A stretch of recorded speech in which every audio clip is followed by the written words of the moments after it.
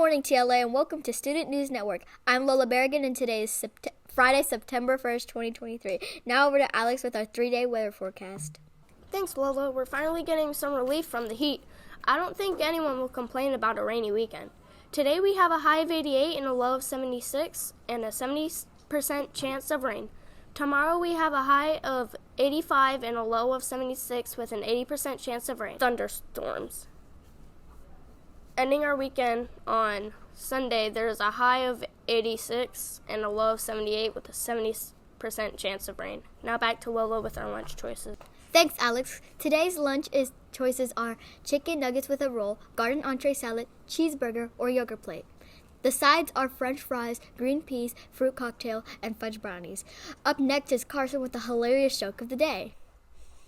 That sounds delicious, Lola. Why isn't there a clock in the library? Because it tick-tocks too much. Did you get it, Lola and Alex? Yeah, we got it. That was hilarious. Now for today's birthdays. Happy birthday to Connor Pilger and Aiden Roblo. And tomorrow is Ramsey Naya's birthday. Have a great time celebrating. Now turning our attention to today's feature story. This week we have been focused our stories on the 18th anniversary of Hurricane Katrina. Our friend Dakota was able to sit down with her grandmother and ask her about her experience surviving the massive storm. Let's take a look now. Where were you when Hurricane Katrina hit? I was here at my residence. It was really scary when you looked out and it looked like a river in front of your house. What was going through your mind?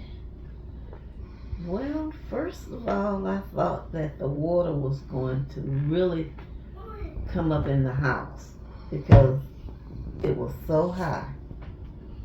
And afterwards, when we walked out and you walked at the end of my street, you could see where the river was and where the highway, where the street was. The street was the river too. It sounded like it was very dangerous. It was scary too. Yes, yeah. You couldn't. Well, at that point, I couldn't get out the neighborhood. No one could come into the neighborhood. Did you have any damage? If so, what was it? Well, the water came in, and just roof damage where the shingles was blown off the house. How did you recover and who helped you?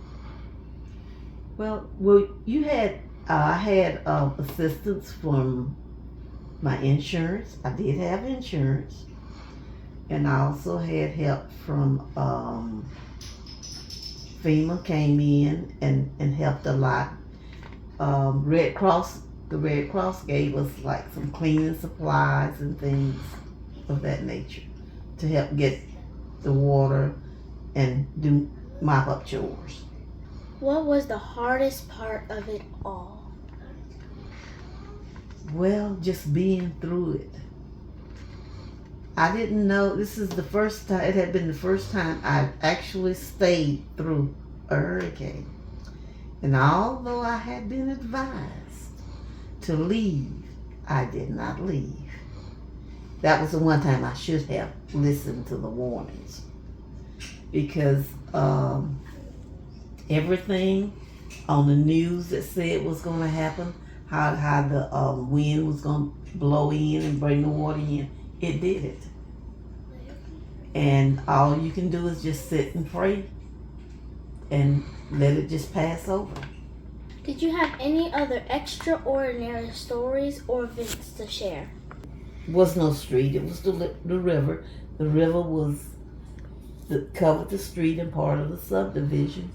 And I looked out there, and there was an alligator out in the water looking at me, so I got my tail on back up in the house. So, thank you for giving us your time. Bye. Wow, Dakota, that was a really cool interview. Well, TLA, I think we're out of time. Have a great Friday, and we'll see you soon. Bye.